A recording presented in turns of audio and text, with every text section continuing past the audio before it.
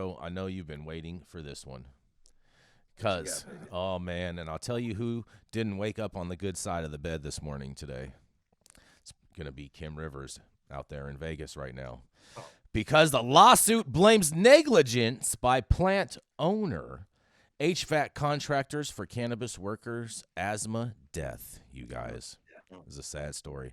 A lawsuit has been filed over what has been identified as the cannabis industry's first asthma workplace death. The cannabis firm has not yet responded to the lawsuit, and the worker's mother claims that the death of her daughter was the result of the negligence by the cannabis facility's owner along with their safety manager in failing to provide adequate safety training and maintaining their machinery. McMurray, 27, died of occupational asthma in January of 2022 after being hospitalized for severe asthma attack as a result of exposure to hazardous airborne ground cannabis dust and or mold. The Brunel complaint filed in Hampton County Superior Court against Trulieve claims that the air in the pre-roll production room was thick with sticky cannabis dust, sometimes referred to as keef, and that workers would leave the facility covered in the sticky substance. McMurray suffered an asthma attack after the filter in one of the grinding machines was removed and found filled with moldy cannabis product. The suit maintains that McMurray was never provided with particularized safety training and that Trulieve exposed workers to a hazardous work environment.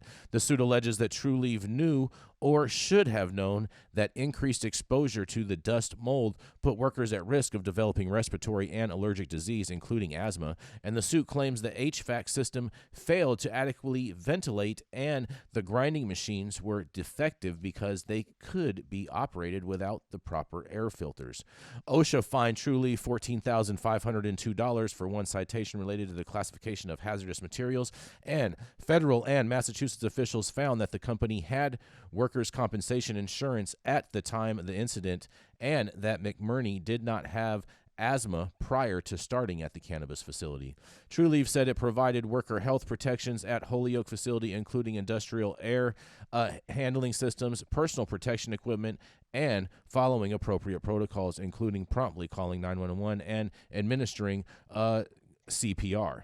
Trulieve purchased a 150-year-old property in 2019 and renovated it over several years, and the final space was more than 150,000 square feet.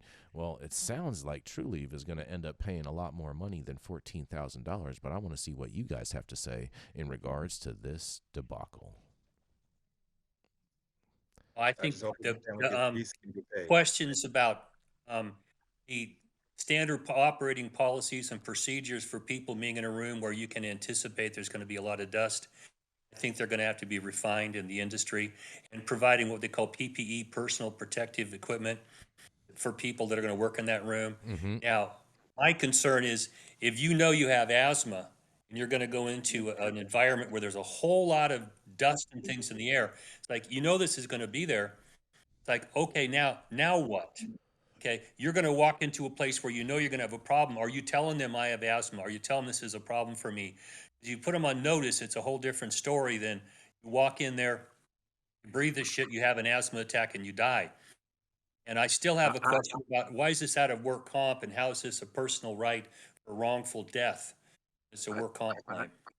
I don't think that this claim goes anywhere, Dave. I'm not as steward as you are in law, but I think that they would have to show that the person tried numerous times to change the conditions and nothing happened, and then because of their derelictness, then the result end would be the person dying. But then still, even then, right, Dave? It's like, yo, dude, you know you have asthma. Did you not have any masks? Did you not wear any protective masks? Did you not try at all to tell them, look, I have asthma, it's bothering me, put me in a different location, in a different area so I can work in there? And if there are no documentation showing that, then I think that this lawsuit is absolutely frivolous. Well, I've done work comp in California. I've done personal injury in California. And so I still have that question about a private right of action for an on-the-job injury, which is the death here. That's a legal concern for me. But I still have the questions about who's going to, an occupational safety and health is going to come in and impose more rules on the industry, including, asking questions and providing this PPE. And if somebody needs a reasonable accommodation, there are some things that just can't be accommodated. If you got asthma and you're going to work in a highly dusty environment, maybe that's not a job you should take, or we should allow you to be in. It's too dangerous. Or Well, I it's think like, yo, it's like, to I me, just real quick, bro. You smoke cigarettes, you get cancer.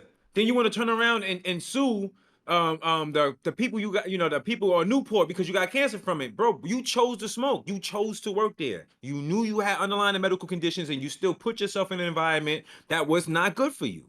mm-hmm. I Well, just other industries deal with this all the time, Tony. We're just now beginning to see these questions come up in the cannabis industry. And I mean, I've handled, death claims where someone breathes stuff on the job and they don't have adequate PPE. They're not trying to vent rooms and things like that. This could be fixed by better ventilation in a room.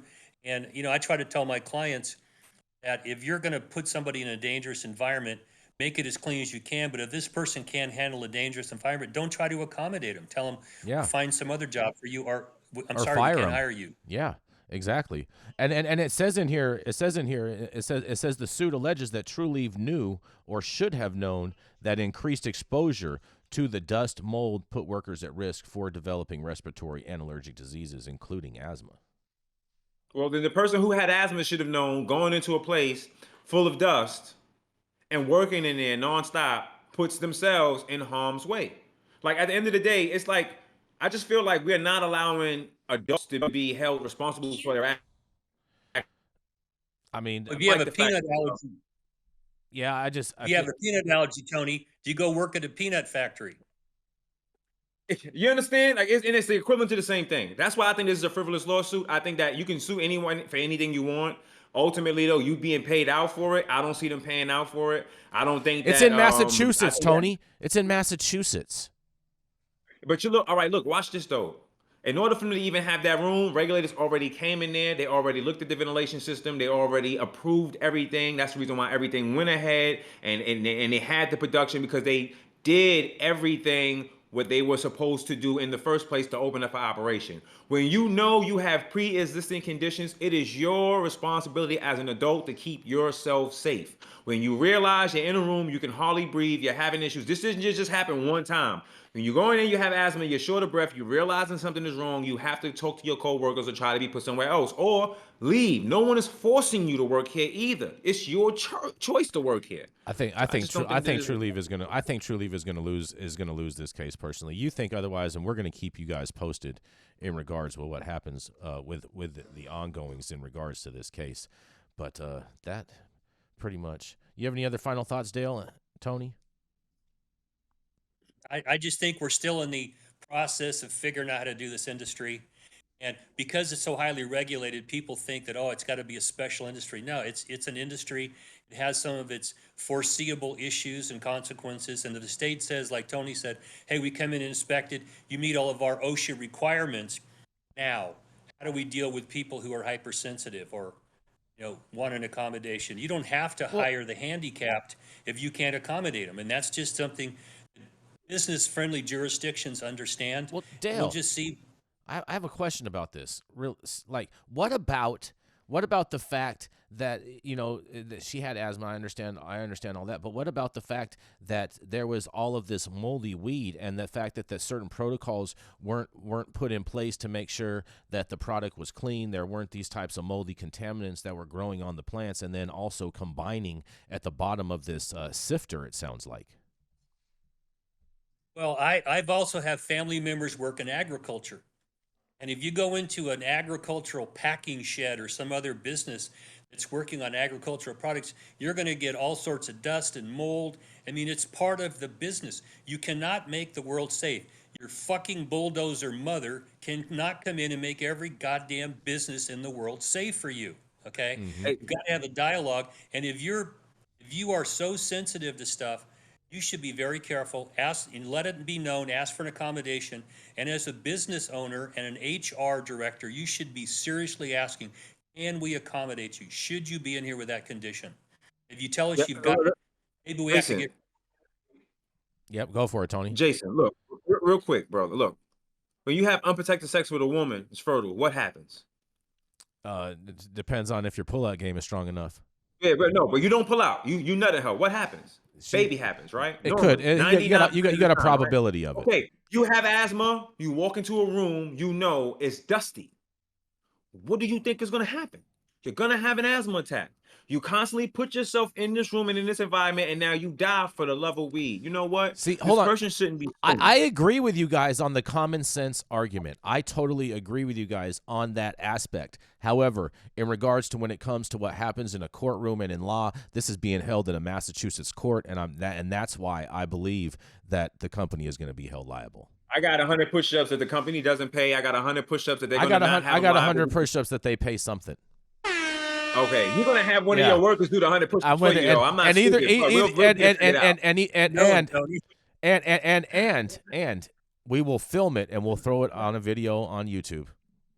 Yes, Whoever- and yes, we'll throw it on yes. the video on YouTube. Yep. Facts. That's right. And every time I come down, I gotta look at the camera and I gotta say, Jason, you were right. And then I'm gonna come up again. That's right. All right? I'm with that.